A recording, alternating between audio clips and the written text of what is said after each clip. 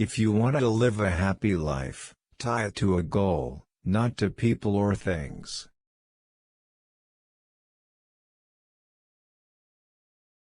True human progress is based less on the inventive mind than on the conscience of such men as Brandeis.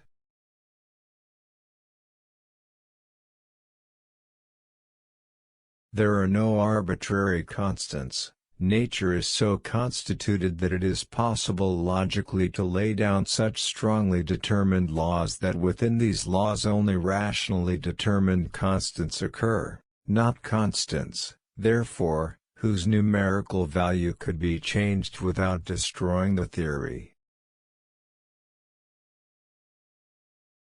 To know the secrets of life, we must first become aware of their existence.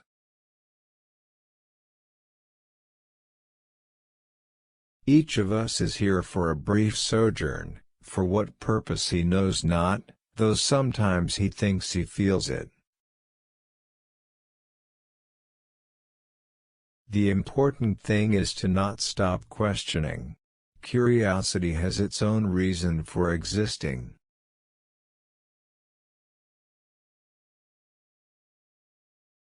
What is the meaning of human life, or of organic life altogether? To answer this question at all implies a religion. Is there any sense then, you ask, in putting it?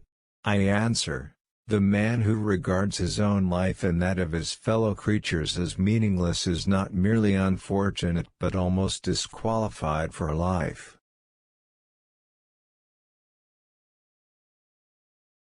That a man can take pleasure in marching in formation to the strains of a band is enough to make me despise him.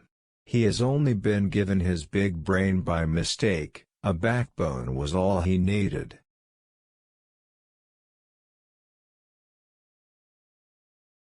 The fairest thing we can experience is the mysterious. It is the fundamental emotion which stands at the cradle of true art and true science. He who knows it not and can no longer wonder, no longer feel amazement, is as good as dead. A snuffed-out candle. Let every man judge according to his own standards, by what he has himself read, not by what others tell him.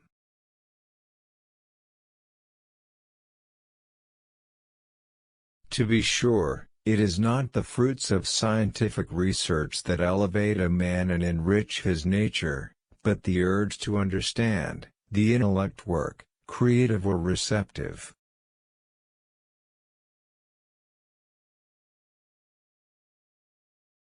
Every serious scientific worker is painfully conscious of this involuntary relegation to an ever-narrowing sphere of knowledge, which is threatening to deprive the investigator of his broad horizon and degrade him to the level of a mechanic. Without the sense of fellowship with men of like mind, of preoccupation with the objective, the eternally unattainable in the field of art and scientific research, life would have seemed to me empty. The ordinary objects of human endeavor, property, outward success, luxury, have always seemed to me contemptible. It's not gay if you didn't know it was a boy. Our death is not an end if we can live on in our children and the younger generation. For they are us, our bodies are only wilted leaves on the tree of life.